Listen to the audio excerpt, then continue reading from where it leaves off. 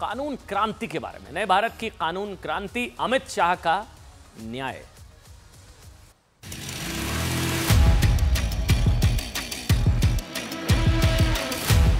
अंग्रेजों के बनाए हुए कानून निरस्त होकर भारत की संसद ने बनाए हुए कानून,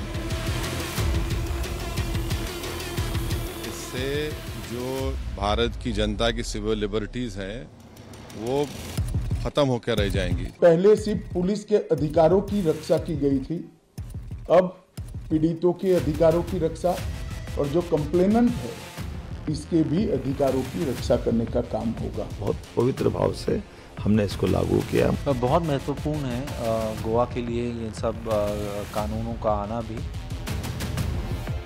अब नयापन, नए कानून, भारत का कानून अब देश में लागू है। नया कानून अपराधियों के प्रति सख्त है और इसका उद्देश्य जो है वो सुधारात्मक है। अनिवार्य रूप से ये श्योर करते हैं कि सादे वस्त्रों में हो ताकि बच्चे खुद इसको दिल करते करें। ये हमारे लिए देखिए, आजादी के 75वें साल में देश से अंग्रेजों की एक और निशानी का खात्मा हो गया। 1 जुलाई 2024 यानी कि आज से देश में नया कानून लागू हो गया है।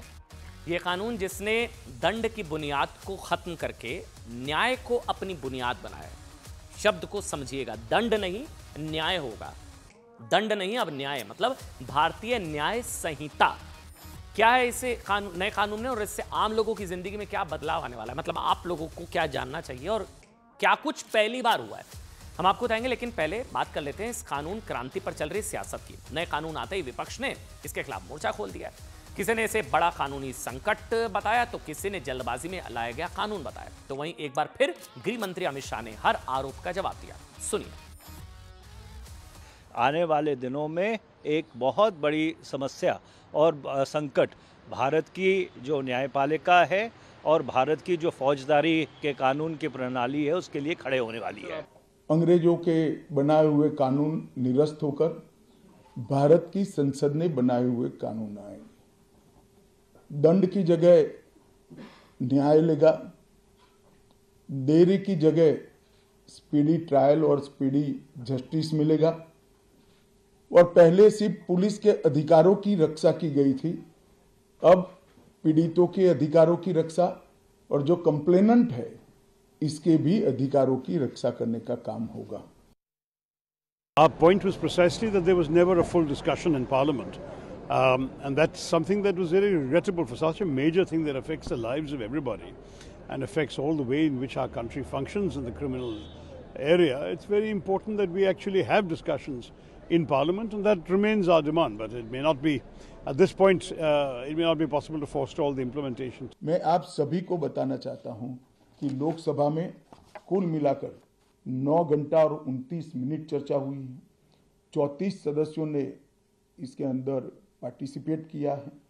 राज्यसभा में 6 घंटा और 70 मिनट चर्चा हुई, 40 सदस्यों ने पार्टिसिपेट किया है।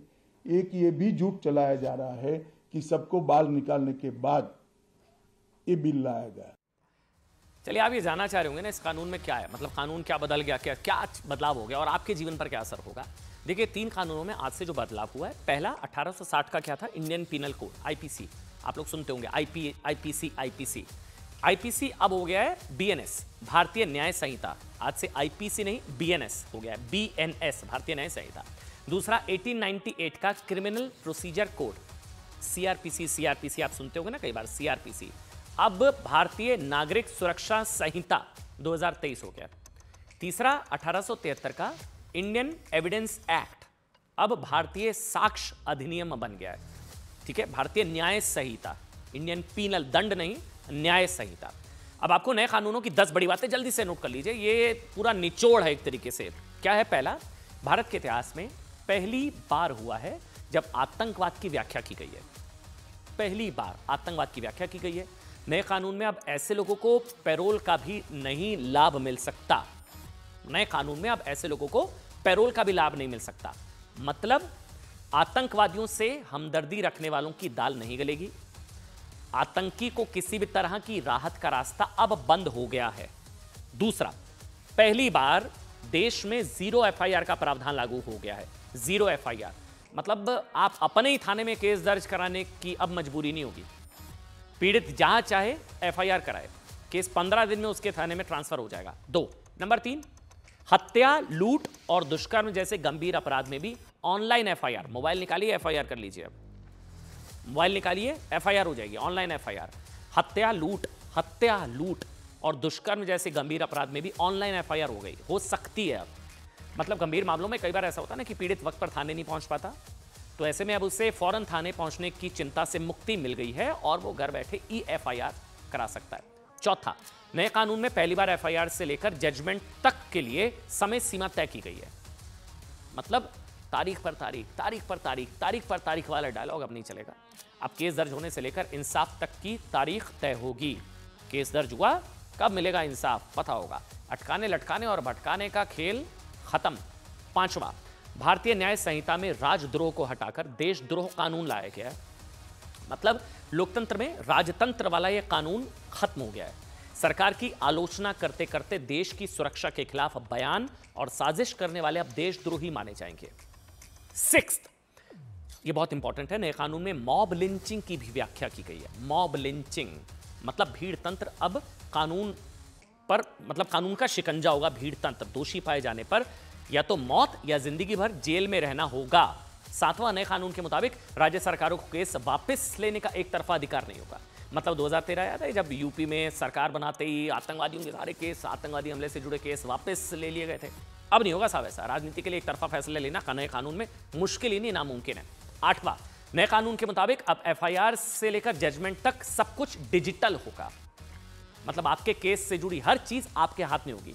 किसी भी कागजात के खोने या खराब होने का कोई खतरा नहीं है। 9वां, नए कानून में भगोड़े अपराधियों की संपत्ति जब्त करने का प्रावधान किया गया है। भगोड़े अपराधी अब अपराध के बाद फरार होने पर सब कुछ गंवाना पड़ेगा। साथ ही गैर मौजूदगी में आरोपी पर केस भी चलता रहेगा।